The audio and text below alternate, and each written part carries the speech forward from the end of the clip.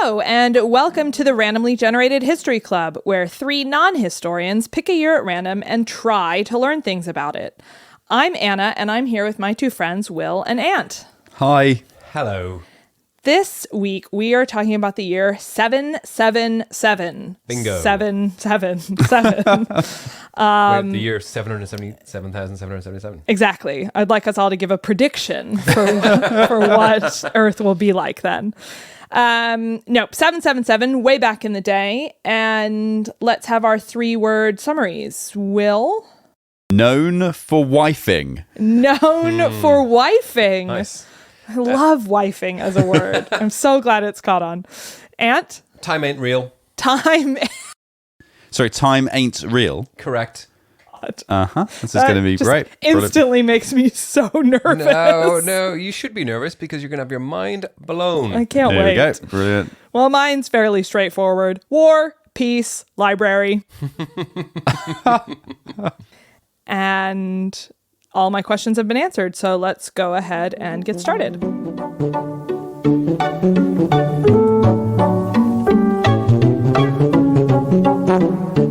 All right, I am going first today, and I'm going to take us back to the Muslim world and things that were happening in it very near to the year 777. Okay, yeah. Which is great.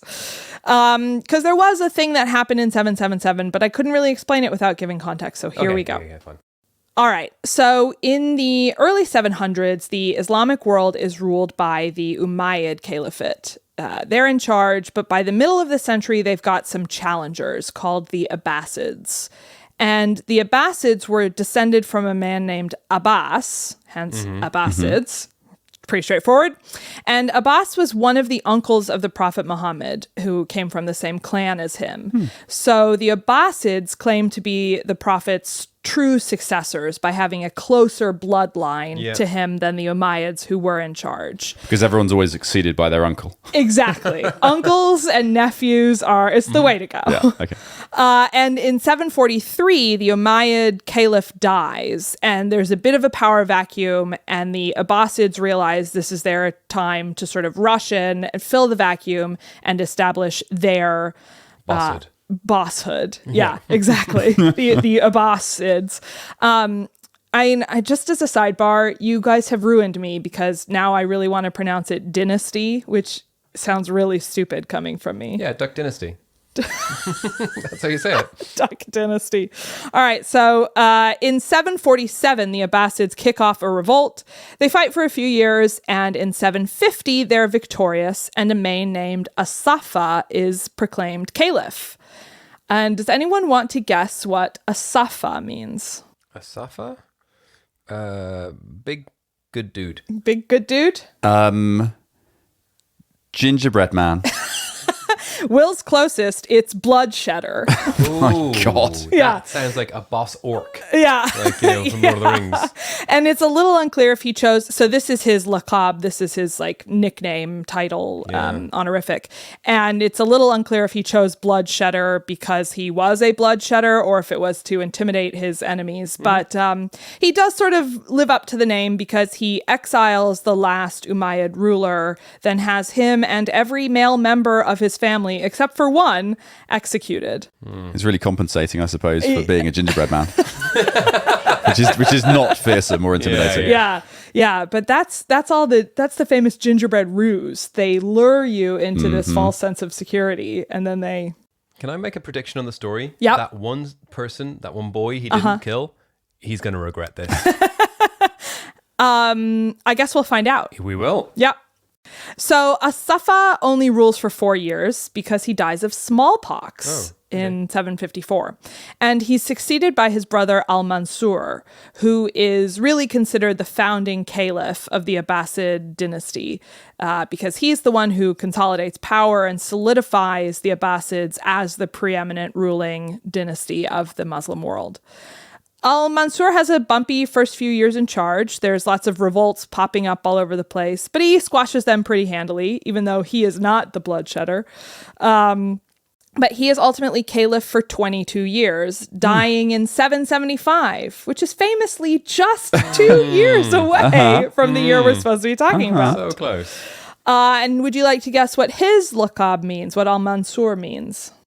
Cake. Banisher. Are you guys hungry? I think I am, Gingerbread and cake? I don't know. Cuddle fiend. Cuddlefiend? Owl neck. Ow. Those are both better than what it actually is, which is the victorious. Yeah. But anyway, these guys are pretty good at choosing their names. There's a lot of bloodshed and stuff I could talk about, like Al-Mansur imprisoning and killing his uncle or assassinating his army general after he got too popular. But honestly, we've heard too many stories like that, so I'm going to talk about something entirely different. Urban planning. Finally! This is what I want. Yep. So one of the many things that Al-Mansur does is he realizes that he has to solidify the Abbasids' position on the throne. And in order to do that, he has to move the capital away from Damascus, where the Umayyads had have it.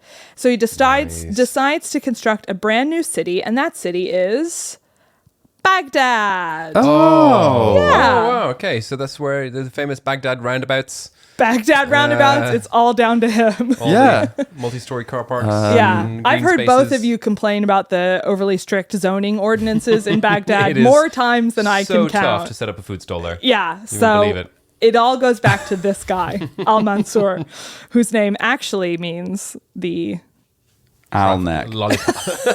The lollipop man. good. So Al-Mansur chooses a site along the eastern bank of the Tigris River, strategically positioned to facilitate trade and communication between the eastern and western regions of the caliphate, which is now quite sprawling and gets even bigger during the Abbasid rule. And since this is the Fertile Crescent, the land is also fertile Yeah. and crescent shaped. You really can just plow as many crescents out of that thing as you want. Really. I know, they're just all over the place.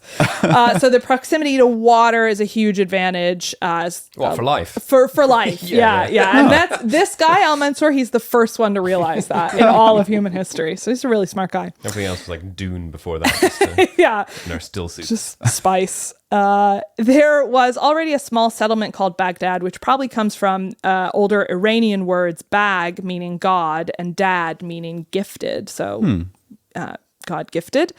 But Al-Mansur builds on top of this older settlement, greatly expands it, and it comes to be known as Medina as-Salam, or the city of peace, which is ironic because there's a word in Arabic, Baghdad, slightly different pronunciation, which means hate. Oh, wow. But what are you going to do? Al-Mansur. Wait, Medina just means city. Medina means city. As-Salam like- means peace. City. Yeah, Medina as-Salam, city of peace. Oh, City of Peace City. There's just the one Medina. Oh, but no, It's not Medina al-Salam Medina. is it not Medina Al-Salam City? No. Does it not say that on the road sign? Welcome to Medina Al-Salam City. I think it probably doesn't say It's like that. that place in England that's got like hill. There's a place where it's got like Turnipdown Hill or something. Oh, turnips again. How do we switch you off? I think you need a What's reboot. happening? Yeah, I don't know. So in Medina as-Salam, Al-Mansur lines up huge resources for the project. Allegedly, 100,000 workers build the city for 4 years at a cost of 18 million dinars, which is, of course, 100 million dirhams. Sorry, I didn't understand it. Sorry, can you but convert dirhams to 1977 gold bars? That'd be great. Yeah, the size that could fill a freight train shaped cavern. So the workers start in late July 762 because 2 astrologers believed that the city should be built under the sign of Leo, the lion, who is associated with fire. I guess that's a good thing. Not historically for a city, but symbolizes productivity, pride, and expansion, which is great. And they also built the city in a circle, which I think is just very cool. So there's this historical sort of circle, which is the old city, and then stuff was built up around it. And within a generation of its establishment, Baghdad had already become a hub of commerce and, more importantly, learning. There's one thing I love more than urban planning. It's urban learning. Medicine. Yes. Yeah? Medicine. That's the word that pops into my head. They learned that. Philosophy. They love science, astronomy, astrology. Computer science. Yep. There's a big hub for that. A lot of like vocational schools where you could learn how to be a programmer. Gender criticality. Famously, yes. Jet propulsion. Underwater basket weaving. All of the things. And it was the preeminent intellectual center in the Muslim world, and then perhaps the world at large, because at this time, a lot of other places are kind of famously in a dark age.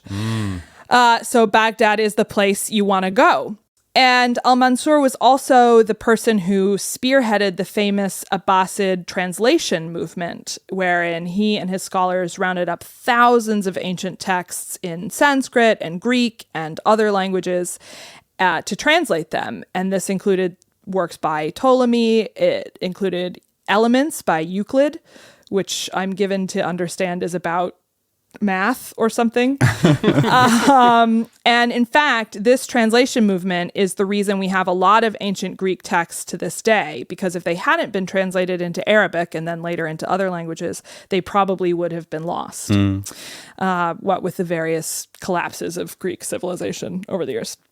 And the heart of this translation movement was something called the Beit al-Hikmah, or the House of Wisdom, which was a massive library, an intellectual hub, and a place that scholars from all around the world came together to flock to translate in.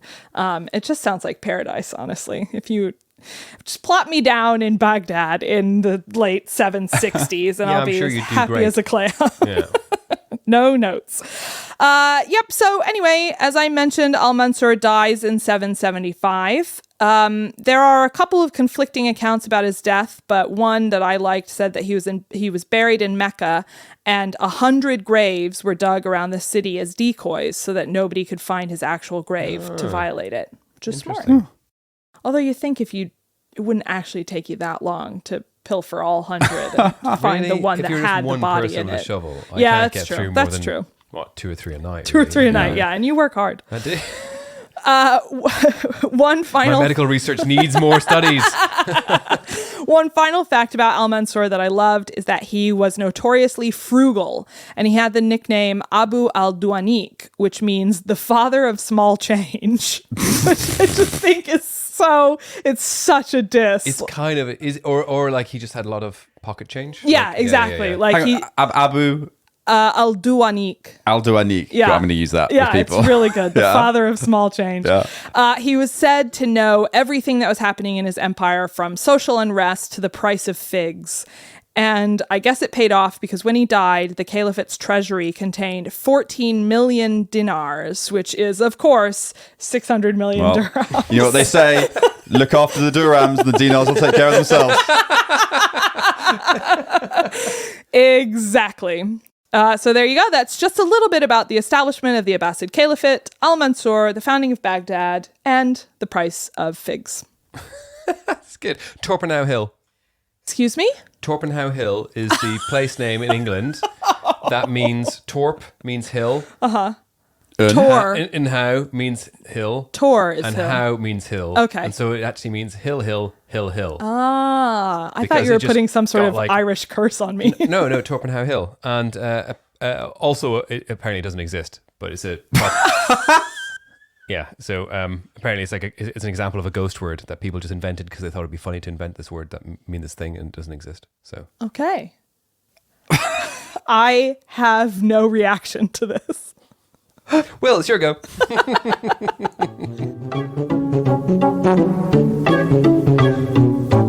This week I'm going to talk about Queen Hildegard, who was the second wife of Charlemagne. Ooh. And her life is in many ways very remarkable, but also in many ways it is completely typical of many women throughout history who are sadly only chronicled and remembered as a result of who they married and where and to whom they were born, and basically only insofar as their lives were connected with more powerful men. Yeah. I started this podcast wanting to get away from it, and now I realize I've actually just tied myself to two more very powerful men who I will be defined. The annals of history will have you as a footnote. Exactly. So you'll have much in common with her as I talk about her life. What was her name? Hildegard? Hildegard. Great name. So she was born around 754, and she was the daughter of a Germanic count called... Dracula. He's Romanian, wasn't he? Chocula. Count Chocula. Romanian. Yeah, he was a Romanian chocolate. So a Germanic count called Gerald of Kremsmünster. No, there is no one called Gerald in the 8th century. Gerald? Oh yeah, that's It's better. with an O, to be fair. Good. Gerald of Kremsmünster. And at the heart of the reason for her marriage to Charlemagne was the political fact that her father owned large tracts of land in the area. Huge tracts of land. Huge tracts. And a tract, as we all know, is about 40 meters square. Yeah, that's about... Is that true? 50 million dinar. 50 million dinar. No. And this was in the area ruled by Charlemagne's younger brother, a guy called Carloman. So he was super keen to marry her so he could strengthen his position east of the Rhine and bind the local nobility to his side. So, This is pre-Holy Roman Empire? yes. Because he was crowned in 800? That's right. Okay. And then Charlemagne's brother died suddenly, and so it became even more important to try to both incorporate his brother's lands into his Charlemagne core kingdom, and then also to try and weaken the claim on the throne of his brother's children, his nephews. Yep. So as a Nephews. Nephews. That's right. They inherit. What's up here? From earlier, we were talking about uncles and nephews. Nephews are historically very important. This is true, yeah. They're a threat, is what they are. That's why I don't have any. So the wedding between Charlemagne and Hildegard took place sometime before the 30th of April, 771, after the end of his marriage to his previous wife, the Lombardian Princess Desiderata, and which is a great name. And so you can do the mathematics here. She was born in 754. The wedding was 771. So that would make her age 17? Exactly right. Yet history is completely emphatic in recording that she was 12 or 13 when she got married. Oh. So which is a testament to both how appalling the society was at the time and also how dumb history is. Yeah. Unless there was a weird gap in the 760s where a bunch of years just disappeared. I need you to hold that thought, Anna Macaulay. Oh, no. Okay? Okay. Sorry, Will. Please continue. I'm holding it. Wait, hang on. Are we suggesting... Okay, but I'm not going against this. Oh, we are. We're not just suggesting, Will. We're asserting. Good God. Okay, so girls at the time could be married anytime after puberty, and in Roman law, which the church was super into upholding, any age after 12 was deemed acceptable at the Cool. time. Yeah, completely fine, apparently. So in the subsequent 12 years of marriage, Hildegard had 8 pregnancies, including one set of twins, and she accompanied Charlemagne on many of his military campaigns, and she gave birth to her second child and her first daughter, Adelaide, during the siege of Pavia, the capital of the Lombards, in 774. But the child then died on the return home to France. And she accompanied her husband as far as Aquitaine, where she gave birth to twin boys, Louis and Lothar. I like that she was just on a birth tour around Europe. Yeah, And exactly. I guess she was just pregnant constantly. Well, this is the main thing that's recorded about her life, is where she gave birth to these children. Yeah. So and in 780, she traveled with Charlemagne and 4 of their children to Rome, where the sons Louis and Carloman were then appointed sub-kings of Aquitaine and Italy, respectively. King of the submarines. King of or the sandwiches. Yeah. King of the King of the Euros. and this was all about strengthening the alliance between the Carolingians and the papacy and everyone else he wanted to try and strengthen the alliance with as he built up his Neptune, god of the sea. And Neptune, god of the sea. Famously fickle god. Switched alliances a lot. Who lived in a submarine. Well, no, you had to visit him with his submarine. Of course. Yeah, Will, don't be an idiot. And there's a lovely oblique reference in the history books to their sex life, which records that, quote, because of her frequent pregnancies, it can be presumed that Hildegard accompanied her husband on very many of his campaigns. Which is, I guess, nice. A nice thing, I suppose. So during the time that she was pregnant with twins in 778, Hildegard then established a big interest in astronomy. And while with Charlemagne on his Spanish campaign, it was believed that she was the astronomer that is mentioned by the chronicles at the time, which is pretty cool and is perhaps literally the only detail of any kind of personal interest or personality that history affords her. Yep. Everything else is just in her capacity as someone who births other people. As a breed mare. So it's just appalling, really. That is appalling, but I'm very glad that she liked astronomy. So exactly. And this person, who we think was Hildegard, also mapped then the locations of where Charlemagne was camped along on his marches on the campaign. So it's nice that the history at least affords her one point of personality, basically, in the whole thing. It's just like, I don't know, I can just imagine this poor young girl traipsing around muddy Europe to campaign after campaign. And honestly, she was better off than 99%. And her only respite was now and again, look, a thing. And I don't know what it is. She was treated pretty well with, I think, as well. So polygamy was really common at the time in that particular part of so you're saying aristocracy. she treated really well. Polygamy was the thing. But she was monogamously married to Charlemagne during her But he got life. to fuck about, right? No, we think not. So we think they were pretty faithful to each other, and then until her death, sadly. So she died in 783, and according to Paul the deacon, in the wake of her last childbirth. So, which I guess you could kind of see that coming with child after child at the time. You know where she would have loved to go? Cornwall. Baghdad. She would have loved it. Learning. Astronomers all over the shop. Yeah, I can imagine. And she was buried the following day in the Abbey of Saint Arnaud in Metz. And following the wishes of Charlemagne, near her grave were burning candles and daily prayers were said for her soul. So generally he was genuinely quite sad about that's about actually her death. pretty nice. But there you have it. So I think it's just worth recording her life, really, because she almost nothing was said about her personality during the whole thing. There's one little nugget in there of who she actually was shining through. There you are, Queen Hildegard, wife of Charlemagne. Queen Hildegard, yeah. I bet that deep down she knew one day she would be discussed on a podcast by three absolute buffoons. And I bet it gave her some hope. You're right. I mean, people just completely disregarded her, like in history, and also probably during her life quite a bit. And now here she is. Now she's been thoroughly disrespected. The greatest honor a human could have. Wow. Living in the shadow of Charlemagne. Well said.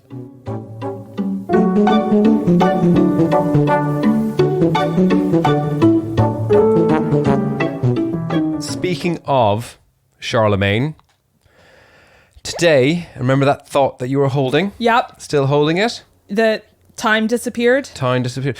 So first of all, I need to embark on a journey. Okay. Right? So we're going on a journey through time, which is the concept of this whole thing. But not just through time, but about time. Right. And first of all, I want to explore a little corner of Austria in a place called Kremsmünster and the establishment of Kremsmünster Abbey. And so we're going to go there, conceptually, not physically. I don't think Ryanair goes there. But I need you to join me, please. So off we trot. The founding of Kremsmünster Abbey in 777 AD. Will, did you forget to drop acid? Because I definitely forgot, but I think Ant's ahead of The us. Bavarian nobleman Tassilo III. He founded it. He is a Benedictine monastery located in Upper Austria. The abbey served as a religious and cultural center for the region. Tassilo loved setting up monasteries. He had loads of money. He was a duke, and it promoted Christianity, this burgeoning Christianity in the region, and nurturing education and scholarship.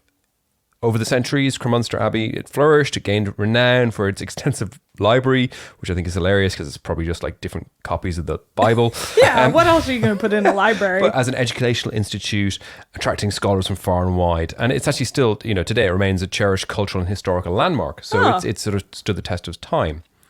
But during this time, Duke Tassilo III is in this political landscape during his reign where the the tides of power in Europe are shifting, and in the early medieval period.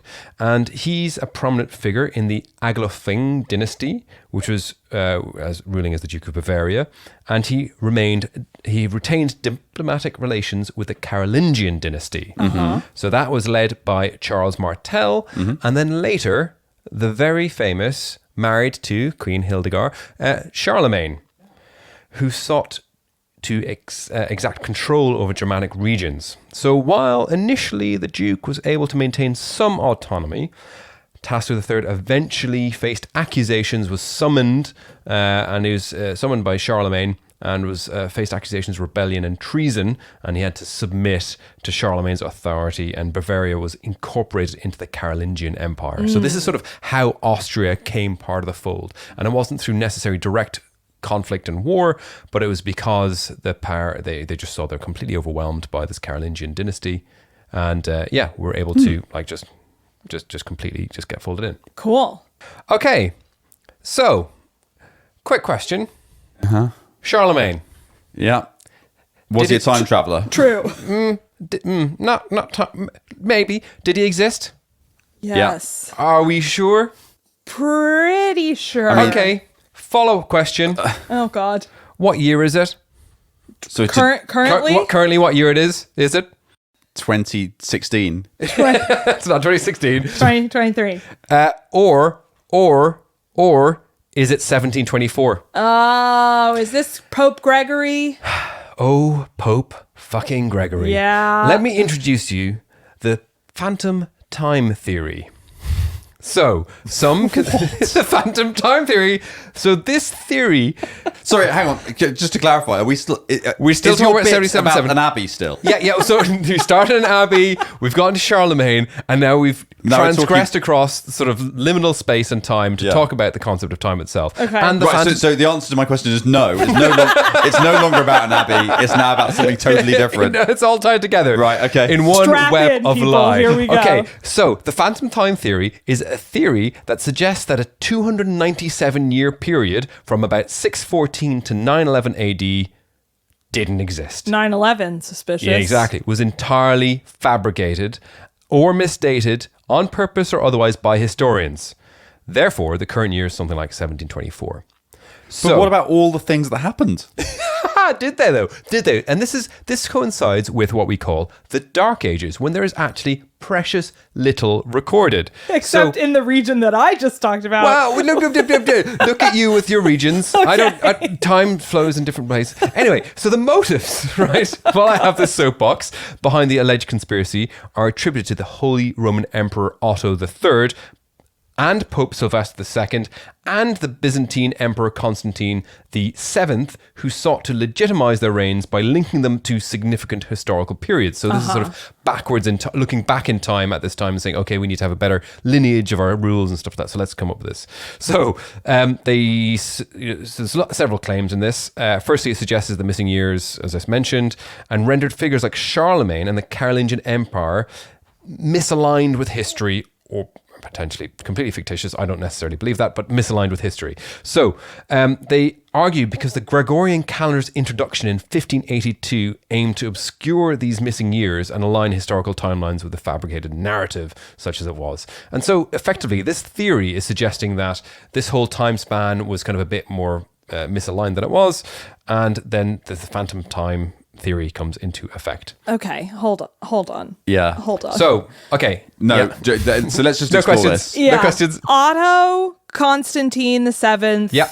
and some other guy, Pope Sylvester II. Pope Sylvester II, decided to erase 300 years of history because they wanted to align their rule with more important times. They wanted to rule. No, they didn't erase history. They just changed history so that they could have a more legitimate rule. It makes total sense. I don't understand why you can't understand any of this. But okay, Well, can I? Yeah, I've just got a couple of questions. Yep. So there's quite a lot of history recorded from 400 to 700. I mean, sure, yes. No, sorry, Will. Famously, we're talking about 690. 690s, whatever, 670 to 614 to 911. Yeah. 614 to 911. Okay, 614 to 911. 911. Name one thing that happened. Other than the two things you just discussed. Yeah, like so much happened. Look, We should have had Ant go first, then we wouldn't have had to do our things. look, this is absolute bananas theory. I don't actually believe in it. Yes, you do. I see the fire in your eyes. Do you know what would be great? What would be good? If we, as a podcast, decide to subscribe to this theory and therefore refuse to cover any years between It would give us like 300 less years to do. 690 Yeah, to yeah. 911. It would be great. But like, it just goes to show, I just stumbled across this. So there's two hilarious that people, and there's probably is some misalignments of dates and some misremember, but a grand conspiracy covering all aspects of the globe that was using the Gregorian calendar is just too much. Which, like, it falls down at so many stages. Of course it does. And like, But it's astronomical definitely observations, are cited as supporting factors because there was no, like, sort of these comments that come around at certain periods. Yeah. They've always been recorded in history. Yeah. But they're not recorded in some parts of the world at some parts of the Dark Ages. Right. And it's like, oh, go smoking gun. That's it. Anyway, so in conclusion, Classic. while the founding of Kremsmünster Abbey sheds light on Sorry, we're back to the Abbey. What do you mean we're back to the Abbey? Yeah, Will, your problem is you're thinking of time as too linear, and especially during Ant segments, it's best to think of it as just sort of a swirling Melange. mass. So what happened is we were talking about a building. Then Ant dropped some acid, and now we're back to this building. Yeah. This is madness. Yeah. Look, I'm not saying I did a lot of research. I'm not saying I wrote a very coherent script, but what I am saying is that most of what I said didn't happen. Certainly. Okay, look. Podcast in a nutshell. Effectively, what it is just a sneak peek at the start of Charlemagne's rise to power and how he was able to use political intrigue to gather areas around him, and then later on, maybe a pope who lied about a calendar. Is that what it's about? That's what it's about. That's amazing. You talked about city planning. Amazing. Well, since it is not the year 2023, but rather sometime in the 1700s, I've got to go have a baby. Yes, you do. Yeah, So we should wrap it up. I've actually got to bring in the harvest and give it to my liege lord, Will. That tracks. His tithing needs to be paid. Good. That was a bit unhinged.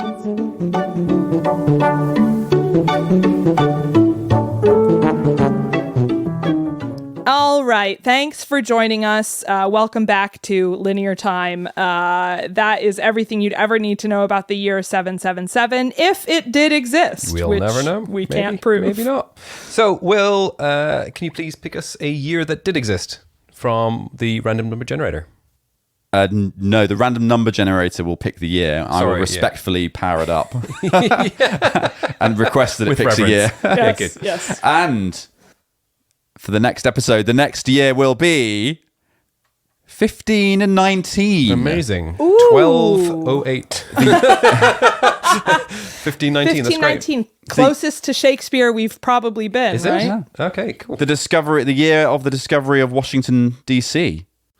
Is that true? I don't think so. I don't know, maybe. Okay, yeah. Again, discovery like- with a massive That was asterisk. 1994 or something, wasn't it? Yeah, I'm not sure it's been discovered. It might still be a swamp. There you go. See you next time. Great. See you then. Bye.